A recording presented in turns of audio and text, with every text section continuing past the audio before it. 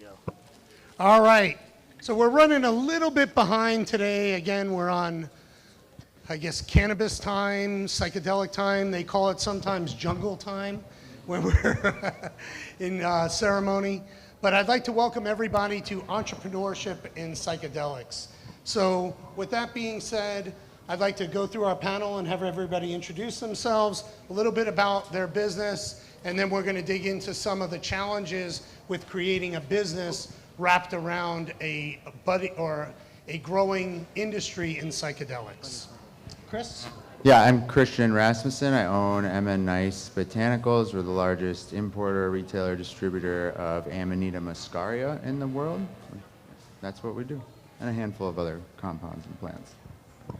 My name is Derek Fahey. I'm an intellectual property and patent attorney with the Plus IP firm. We have offices in Florida and New York, and we help businesses monetize their brands, innovations, and that's it.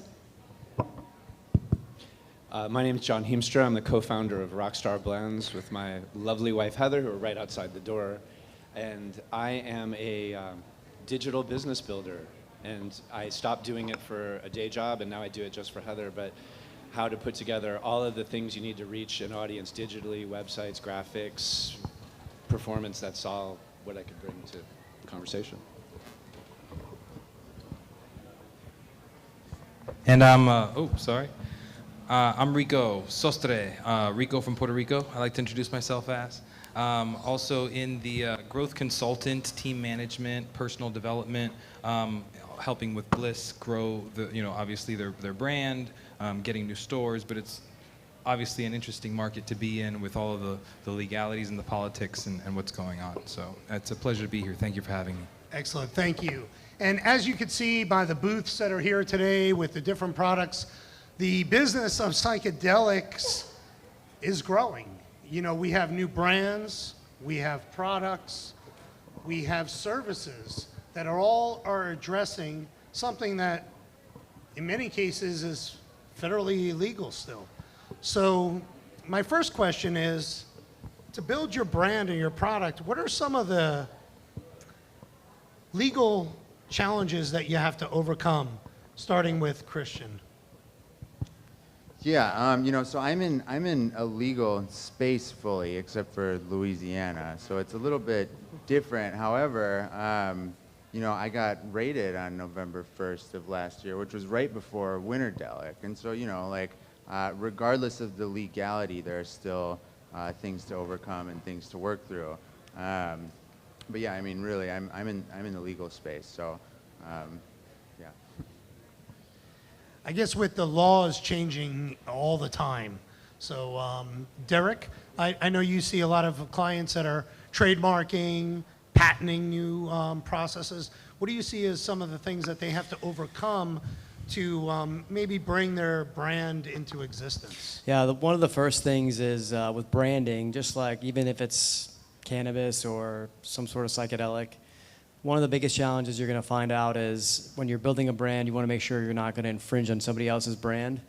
People spend a lot of money, energy, and time building a brand and investing in the brand. So the first thing people will want to do is make sure that the brand is available. They have to do a search to see if it's available so they don't have any legal issues, because the last thing you want to do is spend money, time, and energy developing a brand, and then you can't protect it. And then in the cannabis space and psychedelic space, you can't actually register your brands. You have to be creative about it.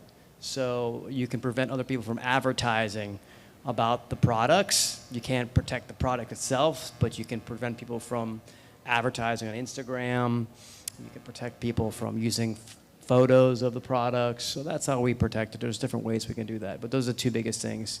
If someone is going to be infringing on the brand or your brand, and the second way is how can you enforce it or act as a shield to stop people from preventing you from using your own brand. So. And John, I know you have a brand that you've been building now for a number of years, and tell us a little bit about some of the hoops you might have had to jump through to get it to market. Sure. Like Christian, we operate in a technically legal space because we're non-psychoactive or not psychedelics, and we're a topical product. So you'd think, okay, you guys got it easy. But because anything that is made with any of these original substances is still shaky in the banking industry, you have to watch what you say and how you present and how you craft your brand, what you get known for, or else you can run afoul of, well, two guardrails. One is the FDA, which has pretty strict written rules about what you can say and not say about health benefits depending on circumstances, and Derek's probably really expert about like all the details here, but I know enough that if you make a claim that you treat or cure any kind of disease or ailment and you don't have it approved by the FDA, you just destroyed your brand. You're done. Now, the enforcement's erratic, but do you really want to build a brand and then take that risk that eventually it'll get enforced and destroy everything you built? More to your immediate development needs is if you are skirting the law on how you present yourself, e-commerce merchant people that you desperately need to process your credit cards will run away screaming because they will be concerned about covering themselves from the FDA. So that would, I say, the biggest thing is how you write and speak and what you say in your videos and all the different kind of content you create, especially being a digital guy. If you have a lot of stuff out in your digital footprint that makes claims that irritates the FDA, you're going to open your future success up to a world of them taking it back. So being very intentional with your marketing, branding.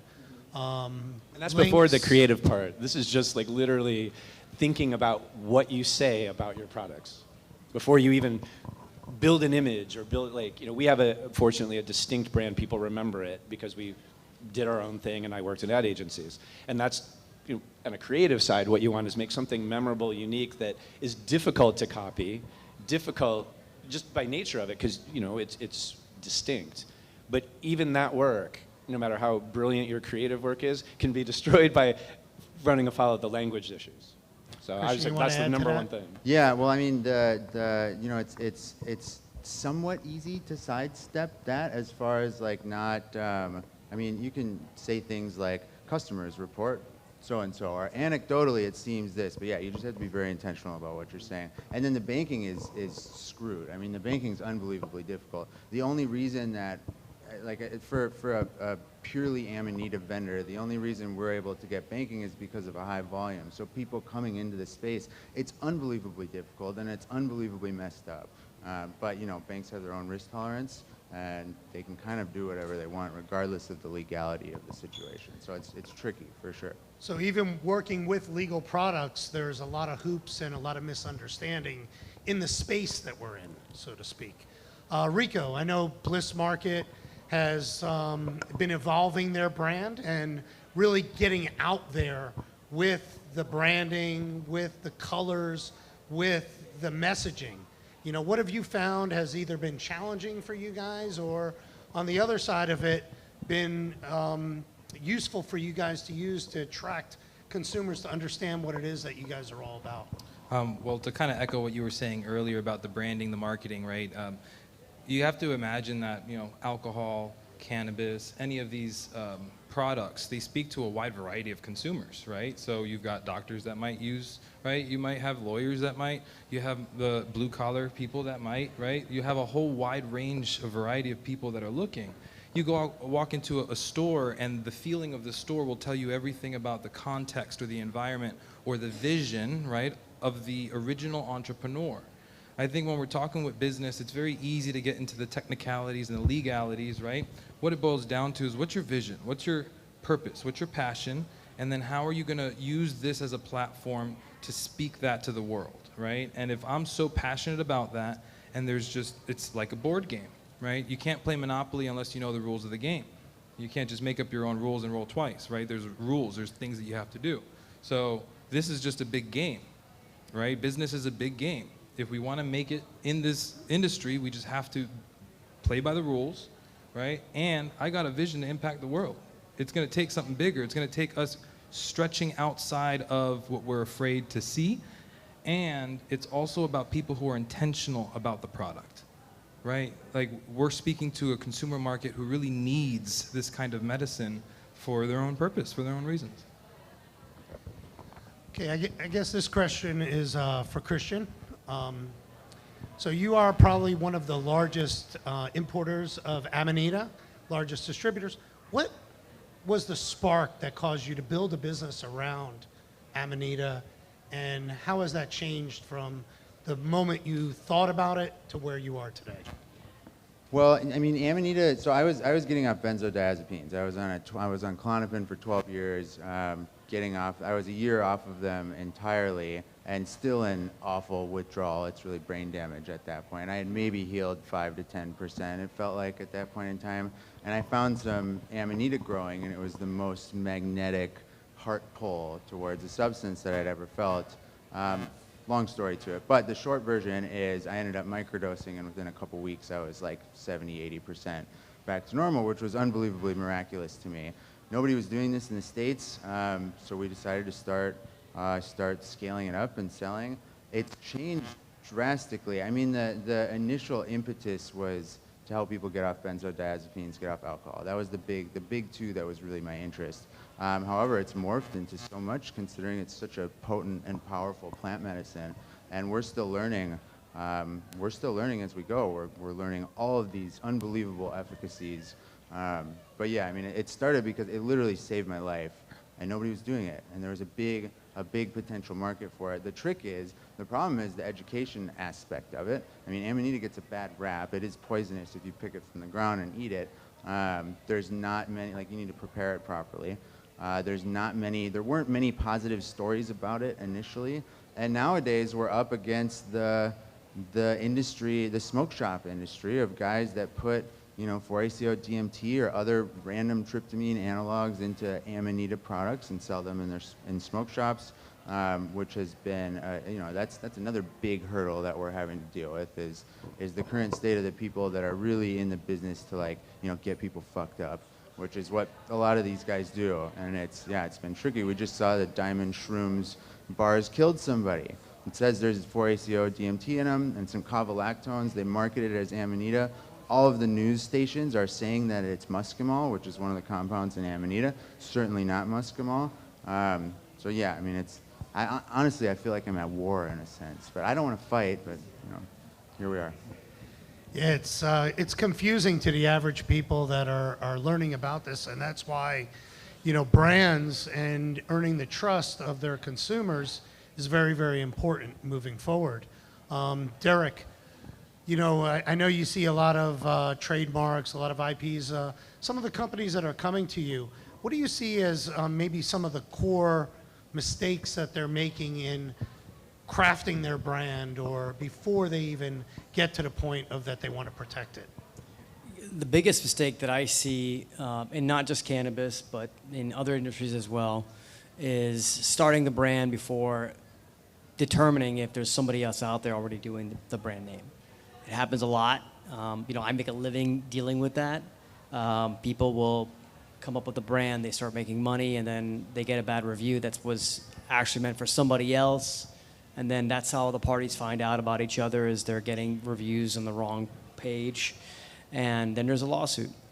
And because people spend so much money on brands and developing that consistent, to Rico's point about having a consistent, being intentional in your brand, people spend so much time, money, and energy developing that consistent,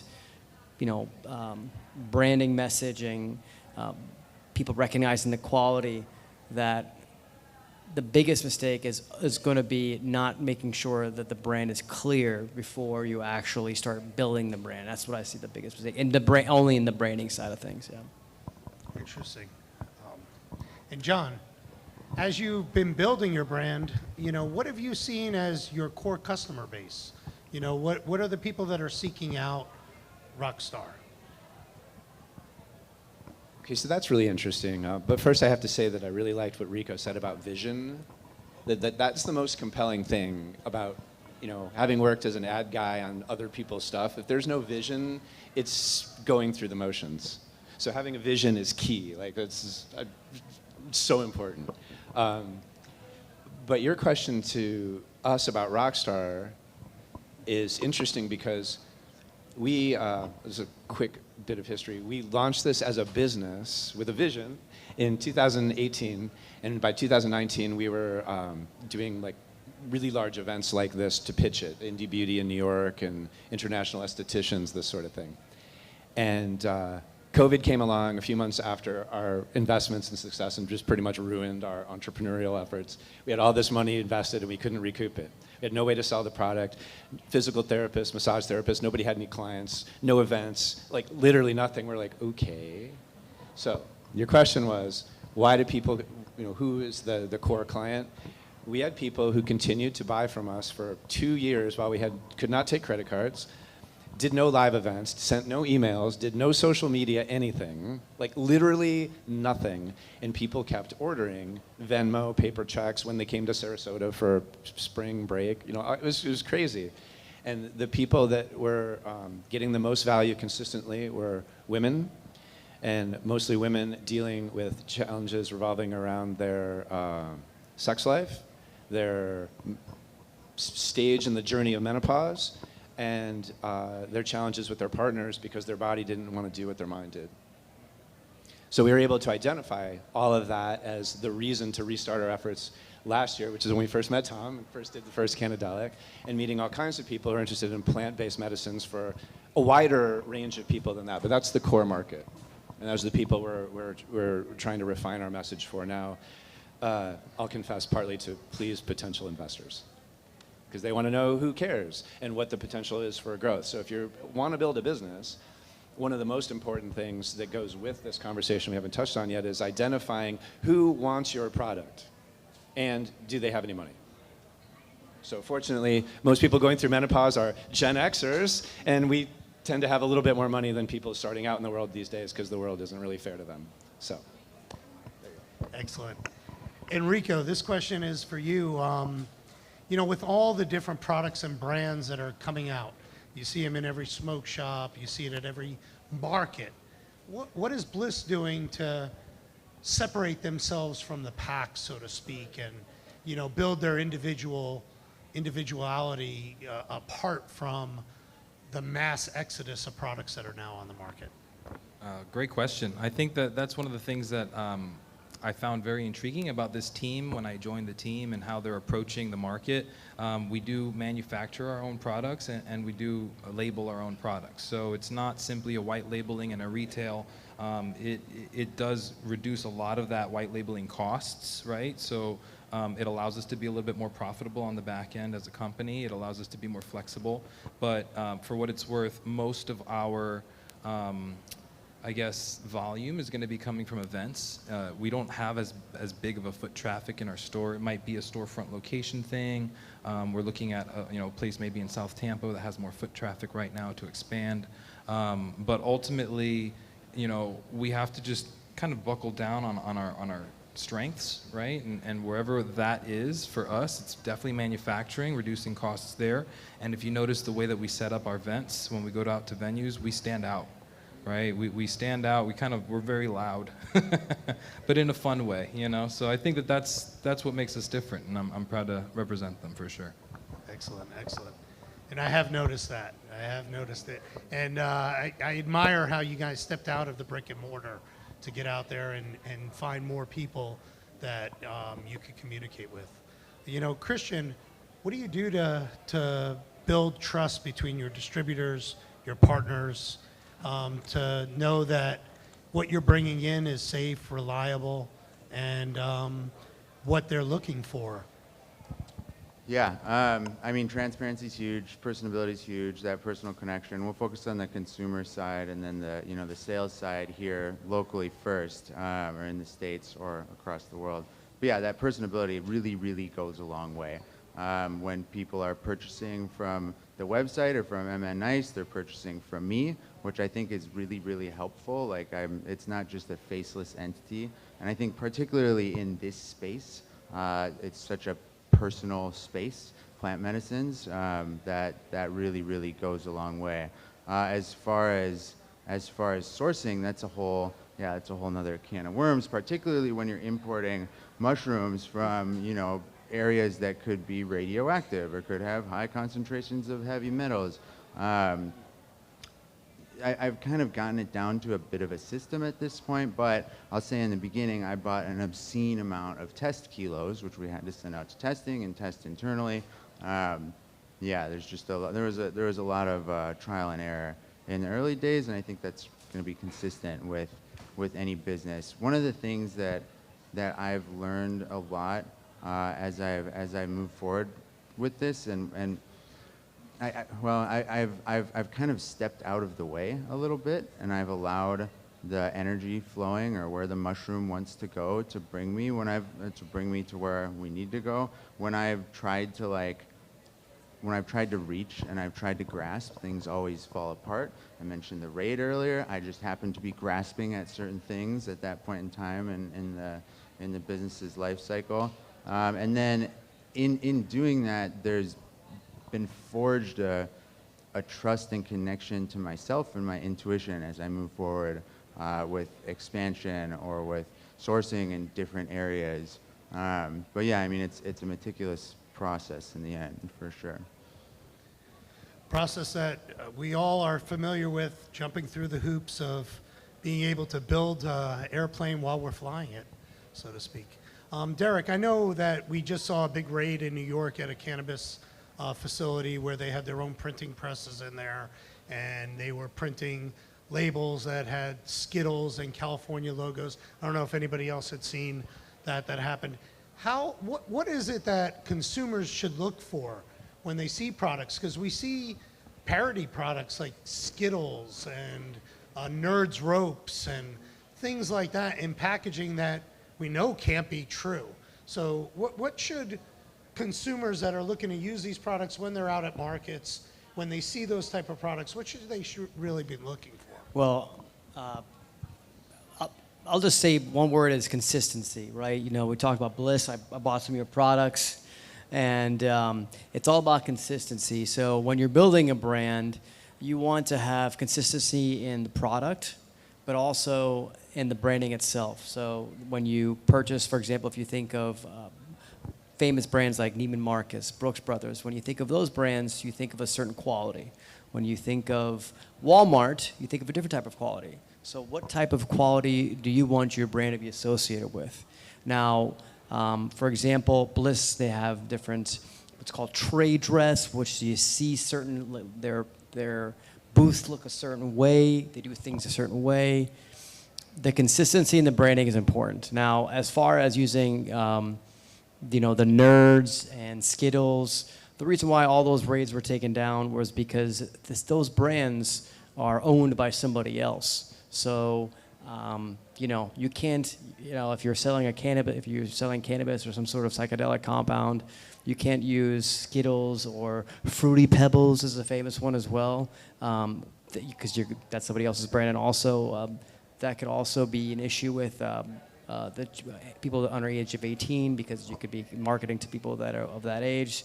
So I don't know if that's a bad product per se, but the reason why they got rated is because it's one, could be potentially marketing to people under age, and secondly, they don't own those brands. Skittles is owned by, I think, Mars or something like that. So I think the one word is consistency.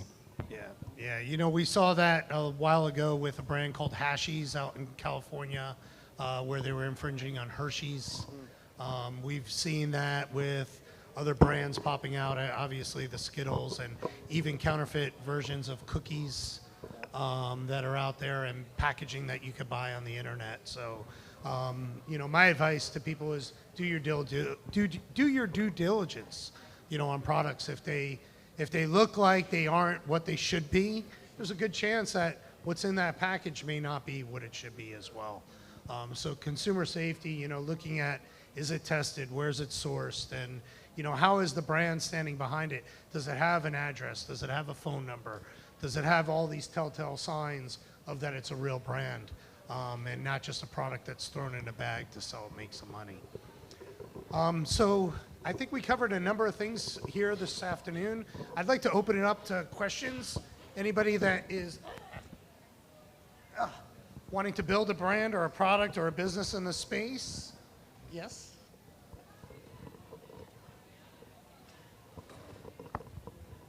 My question is for you, Christian, because you enlightened me on a product that I didn't even know existed or the benefits of it. And you shared that you feel like you're in war, and then you said, I don't want to fight, which means that you need some support. And there have been panels about spirituality, so you understand that when you're in a fight for humanity, that's how you feel, because that's what's happening. So I just wanted to know, what does support look like for you right now, if you could get the exact support that you wanted? Yeah, that's a fun question. I mean, to be clear, I'm ready to fight, but I don't want to fight. Like if I have to fight, I'll fight. Support comes from, well, I mean, internal support is a big thing, right? So like my own practices, my own spirituality, support from family, from friends, from great employees, from great business partners, and then support comes from the customer base as well. I've said time and time again, I feel like we have the most loyal customer base in human history, because these are, like, if you get off of, I won't get into all this stuff, but like, people's lives are being completely changed, and I think that that's really consistent in this entire industry. So support oftentimes comes from the people that we're selling to or we're working with, but that support is sometimes needing like a bridge. So one of the things that we're really focusing on is building that bridge so that our consumer base, or the people whose lives have been changed by this medicine, can grow their voice as well. And then, the intention is to, if we're at war, we're creating an army, and all of us are involved in the army. So that's the real support that I'm interested in. But yeah, that's a cool question. Thanks. Any other questions? We have a lot of good actors in this space, but unfortunately we do have a lot of bad actors in the space as well. So, my point of advice is trust but verify. Look for the people that are brave enough to get up here and sit on a stage and tell you what they're doing. And then if you have an entrepreneurial, aspiration to be able to go into and build a business around what's happening, we have an evolving industry in psychedelics, and everybody up here on the panel has adapted their abilities to be able to build an entrepreneurial business in this. I have one more question over here. State your name. I'm Ron. It seems to me that you're a cottage industry. So what's the name of your organization? It's the National Association of... What, can you say that again? Sorry. That's a good question. Ask him. That's a really good question. He'll explain So it to you. this is a really good question. So if you look at us as entrepreneurs and include Bliss as, right, and as a professional serving us, he's saying that we're a cottage industry. We're diverse, we're small. Like, what would that mean? It's like we don't have a giant industrial base. There's not 3 of us owning the whole country. There's 1 million people wanting to start something here. There's a ton of opportunity. His question is, who represents us as an organization, like a chamber of commerce or something like that for us, the counterculture? Is that a fair way of saying it? We don't need the Chamber of Commerce to... There's a number of organizations out in the psychedelic space.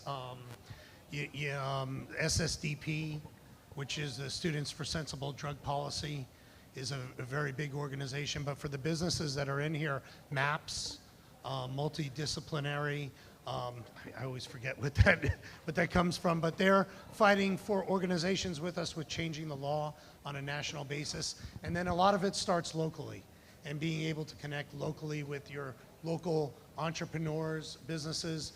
There's not so much of a chamber of commerce for psychedelic space, so to speak, at the moment. Tom, could I add one thing to that echoes what you're saying? Is that what we found in Sarasota, where we're from, is that it's not as open as St. Petersburg, right? But as you build a community, the more people, and this goes with what Christian's saying, you get support. This was also, I liked your question a lot. You get support from people who you do business with, and together you become the local law enforcement. Because think about, I'm just using Sarasota as an example. I don't know what your respective towns are like. If you don't live in New York City, where does law enforcement and norms come from? They come from the people in the community.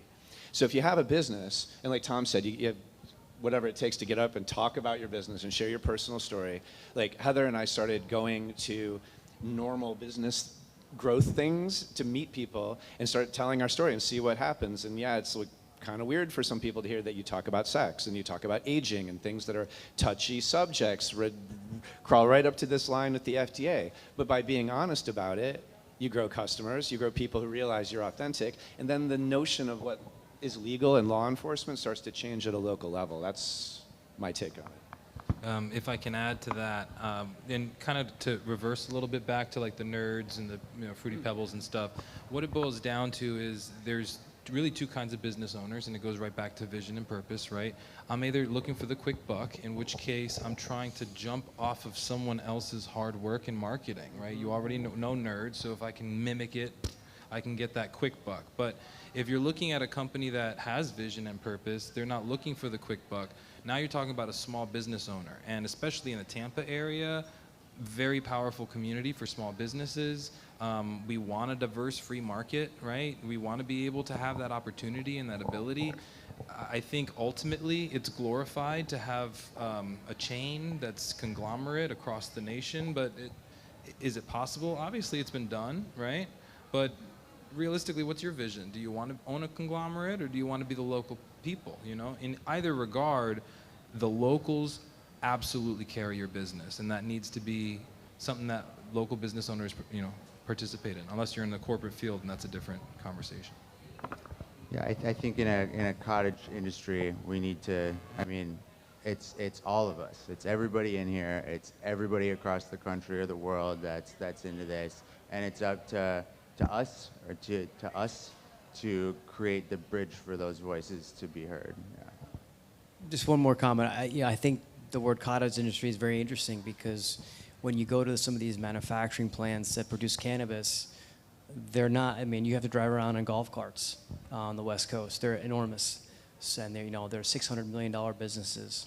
And to hear cottage industry is almost a misnomer.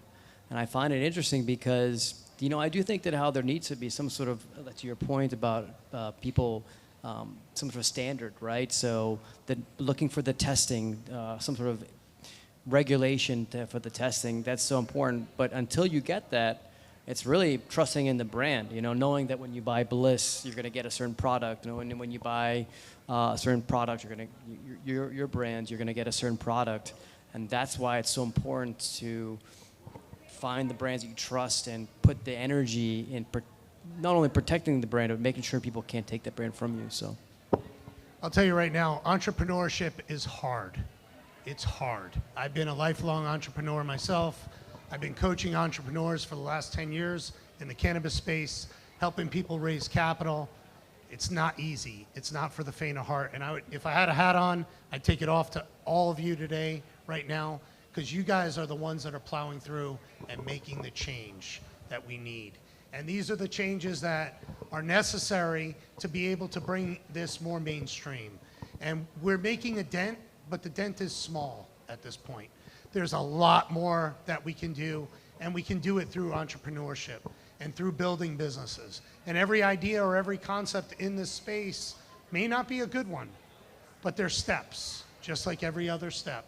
And thank you guys very much today for being part of Cannadelic, for being part of our family out here, and helping others through inspiration and showing them that there are opportunities out there if you just look for them and take hold. The biggest problem that I see for most people is they're not willing to take that first step, and you guys have all done that. Thank you. Thank you, Tom. Thank you. Have a good night. Thanks.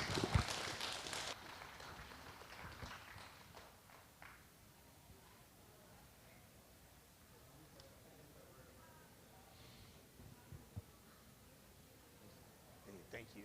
Good job. Thanks for what you're doing. This is important, what you're doing. Appreciate it. Hey, thank you, Derek. Good to meet you. Yeah, thank you.